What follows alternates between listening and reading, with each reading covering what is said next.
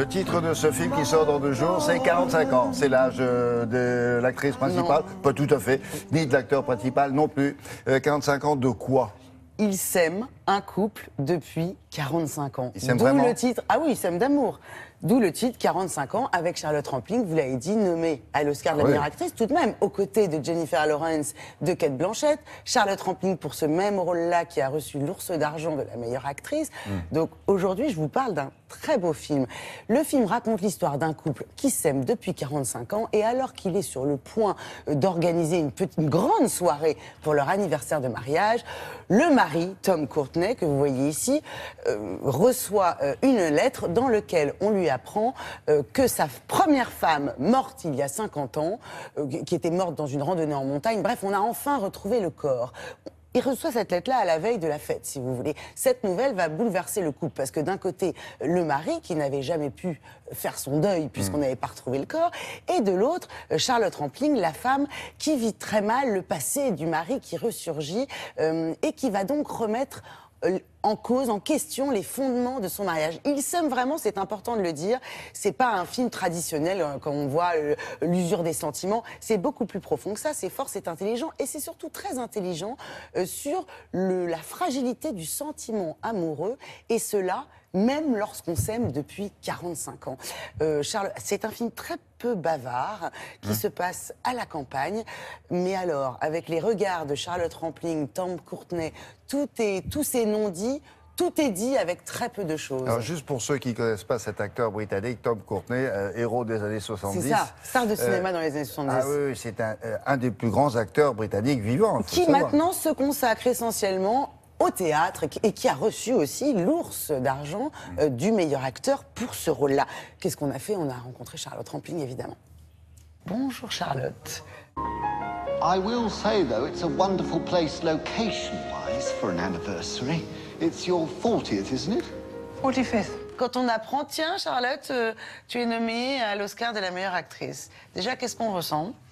C'est immense, c'est comme si j'étais invitée de participer aux Olympiques. C'est ça. Hein, c'est parce que ça veut dire que c'est pour eux, ils ont choisi on est 5, ils ont choisi les meilleures 5 actrices pour eux. Ça. Voilà, pour être dans la compétition. Donc c'est assez glorieux. C'est le public et les critiques qui ont poussé, parce qu'ils ont trouvé vraiment qu'il y avait un ton, un langage, quelque chose de universel. Voilà. Donc un petit film qui devient universel, c'est magnifique. Et vous avez dit, j'ai lu ça, depuis toujours, mon vœu est de faire des films comme celui-ci. Oui, il s'inscrit dans la lignée de films où on utilise vraiment peut-être la recherche intérieure de soi-même pour les rôles, pour pouvoir traduire ça sans vraiment trop jouer. But I think it says they found her. Found who? Her body, anyway. God, who? Jeff? They found Katya. I remember telling you, clear as day. Est-ce que vous avez eu des influences, des références particulières pour incarner cette Kate? J'ai pris l'exemple d'une tante. Elle vivait dans la campagne, c'était quelqu'un qui était enseignante aussi, avec les enfants, elle faisait beaucoup d'œuvres de charité. Et c'était une femme très anglaise, middle class, très gentille, très ouverte, prête à aider tout le monde. C'est des gens, une sorte de salt of the earth, qu'on dit ça en Angleterre. Et c'est vraiment des gens qui forment la base de ce qui est bien de l'être humain en Angleterre. Okay. C'est des bonnes personnes. Et j'ai basé Kate sur ça, parce qu'elle est bonne, Kate. C'est quelqu'un qui veut réussir des choses, qui a sûrement vécu une bonne vie. If she hadn't died, you would have married her? Yes, we would have married each other. Est-ce que vous étiez fière de vous, contente, quand j'ai vu heureuse d'être actrice? Ouais. La première fois que je l'ai vu, c'était à Berlin, donc dans une salle de 2000 personnes, immense théâtre, avec toutes ces personnes-là, et je l'ai vu, et oui, j'étais contente. C'est rarissime, ça, rarissime expérience que je suis contente. Parce que j'ai vu le film que j'avais imaginé qu'on fait, parce que des fois, on sait pas trop avec le montage et tout ça, on peut être surprise. Les choses peuvent changer comme ça. Et j'ai vu ça, et en même temps, j'avais l'impression que tout le monde avait aimé le film en même temps. I'd like to be able to tell you everything I'm thinking, and everything I know, but I can't. You really believe you haven't been enough for me? I'm just not sure you do. C'est un très très beau voyage, toute cette histoire de 45 years. Merci beaucoup, Merci. Charlotte, bravo. Et on va vous regarder sur le tapis rouge et on croise les doigts. Merci. Bon, ça sort dans 2 jours. Dans 2 jours, Charlotte Rampling, enchantée par son rôle, qui dit ne plus vouloir jouer que dans des films comme celui-ci. Comme C'est-à-dire celui-là. des films, un des peu- films qui disent, dit-elle, beaucoup sur la vie, sur elle. Ah. Elle dit cette femme me ressemble. Intelligent et Elle gros. avait déjà commencé ce parcours-là avec François Ozon, souvenez-vous, sur l'histoire Oui, bien d'une. sûr. Voilà. Donc ça sort ce mercredi, c'est du beau Très bien. cinéma.